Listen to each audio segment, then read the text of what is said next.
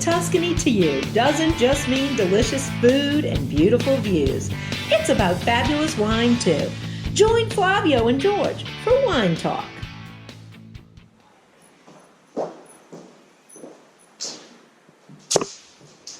Hey guys, welcome to Wine Talk, and today we're going to talk about one of the smallest things with wine, but I think one of the most important things, and that is the cork.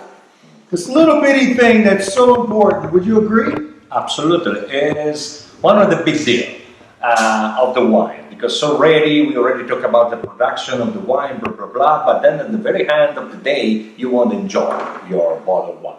And you are sitting in the restaurant, and you order a bottle of wine, and you don't need you order a Brunello, see? You pour a Brunello in your glass, but if you have ordered a Brunello di Montalcino, this means that more or less you need to know the characteristic of the Brunello. Right. What you have to do when you are trying the wine, first of all, you want to recognize if this bottle have a problem or not. And the problem is coming only through this little thing. Through this little thing, cork. Exactly.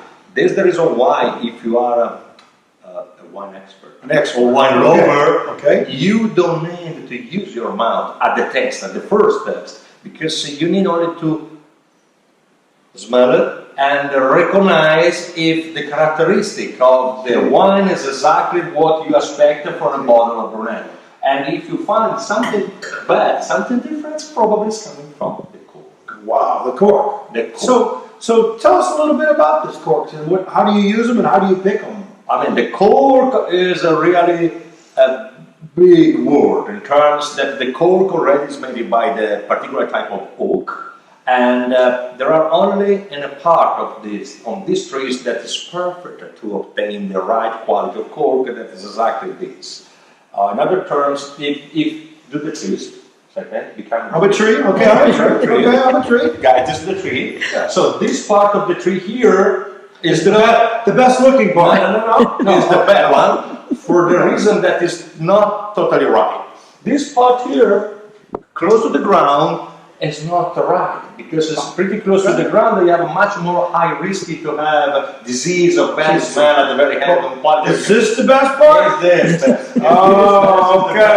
Okay. And only through this little part you can have a premium cork. Premium cork means only like this. Means exactly only one piece of cork without any little hole inside that can take the air from the external ambient inside the bottle. And sometimes it's not necessary to have a deviation of the test that the cork must be bad inside. Probably there's only some little micro hole inside of the cork can give you a deviation of the test of your smell. That little bitty hole. A little, because once again, remember what we talked about the barrel?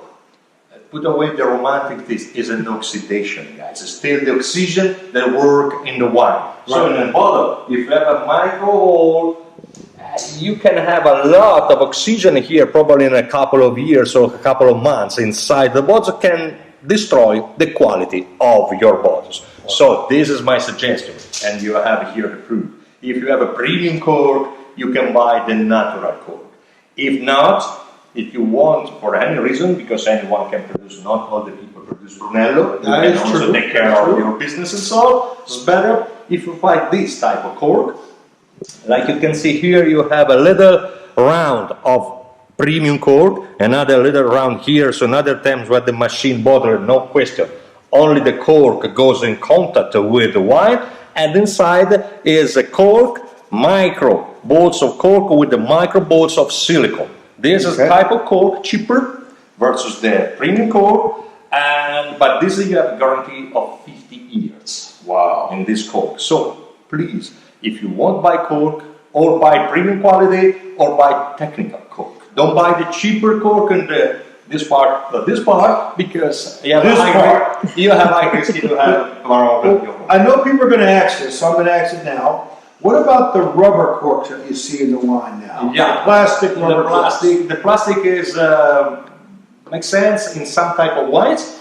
Personally, for our style wines we can't use by the regulation, by the laws, but in some wines it makes sense, but keep in mind the shelf life of plastic is no more than 6 months. After 6 months, the plastic is not any more elastic, and the same story.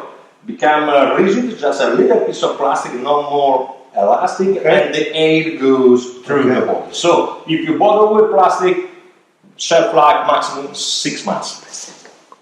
So, well, let me ask you this though. What about a Prosecco or a champagne cork? What's the difference with those? It's a matter of how you produce Prosecco, how the wines become sparkling. This is the matter. It's a matter of the champagne you add inside every single bottle the natural yeast, and the wine becomes sparkling through the natural yeast, and this is the champagne, and the champagne, the taste is more, let's make the word heavy, versus the Prosecco, where you want to do the sparkling inside the barrel in a large quantity and become faster. Shelf life, once again, is longer for the champagne versus the Prosecco, where the shelf life is 1 year, 1 year and a half. Is there any difference in the corks? You can have a difference in corks. By the law, in champagne, you cannot use plastic.